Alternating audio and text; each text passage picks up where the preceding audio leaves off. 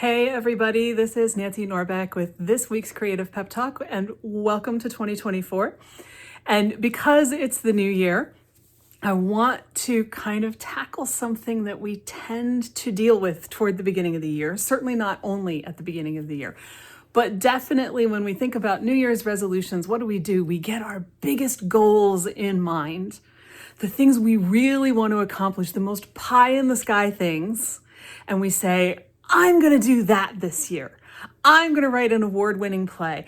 I'm going to write the great American novel. I'm going to lose 50 pounds. I'm going to whatever. You may very well accomplish any of those things in a year or whatever it is that might be on your list. But I was reminded the other day of what happens, the tyranny of high expectations. In fact, the way that it was put, and unfortunately now I can't remember who said this, expectations are planned disappointments, right? If you think about it, how many of those resolutions have you set before and ultimately been disappointed by? Probably a lot. And let's be real, this topic comes up every January because there's the whole school of thought of should you set resolutions or should you skip resolutions or what should you do instead? Here's my word of wisdom. Expectations themselves, by definition, are not necessarily a bad thing. It's the size of the expectation that is the problem. The giant pie in the sky expectation that suddenly we think is going to happen all of its own accord just because we said so is almost guaranteed to be a planned disappointment. However, if you take that huge pie in the sky expectation and you break it into tiny, manageable, easy pieces and only expect yourself to reach one of them at a time, you stand a much better chance of meeting your goal. So if you want to write the great American novel, no pressure there, Notice the relationship between expectations and pressure. Pressure is part of the problem with expectations. If you want to write the great American novel, your goal might be, I'm going to sit down and I'm going to write one page every day. It doesn't sound like a lot, but if you think about it, one page every day is 365 pages a year, or in 2024, 366. That's a lot.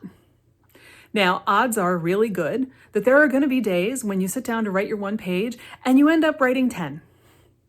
Right? Because that's just how it goes. Sometimes you end up on a roll and you keep going, and that's awesome. But when you tell yourself you're going to write 10 every day or more, then you set yourself up with all of this mental crap that gets in the way of you being able to reach that goal. So the question really is, how badly do you want to reach the goal, and how easy are you willing to be on yourself about how you do it?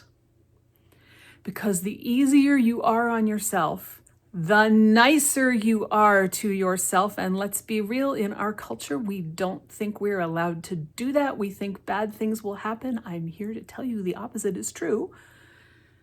The better the odds that you will actually reach that goal. So if you decide to set resolutions this year, set them in a nice way. Set them in an easy way. Set them in a way where you're only having to do every day one small thing that you know,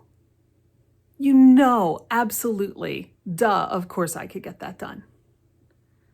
Right? One page, take you half an hour, maybe an hour, depending on the day. Some days one page could be really, really rough. Some days one page could just be writing, I have no idea what the heck I'm doing, over and over again.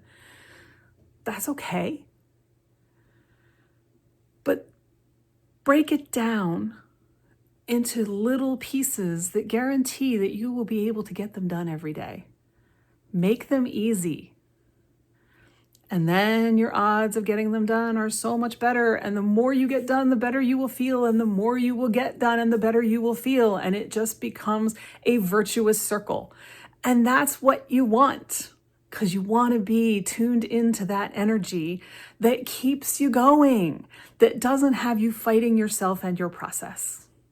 And the same is true if you're trying to lose weight. Maybe your goal for the day is just to eat one more vegetable than you did the week before. Make it something manageable that you can incorporate, because those little steps start turning into bigger steps before you even notice. So that is my suggestion for those who are considering resolutions, or frankly, any kind of big project at any time of the year. Expectations are planned disappointments, but low expectations with tiny steps that you know you can accomplish without even really trying hard, those are how you get there. So let me know how you are applying that idea, how you're breaking your goals down, or your resolutions, or however you're choosing to view it, because I'm very curious to see how you do it and how it goes. And with that, I will see you next time.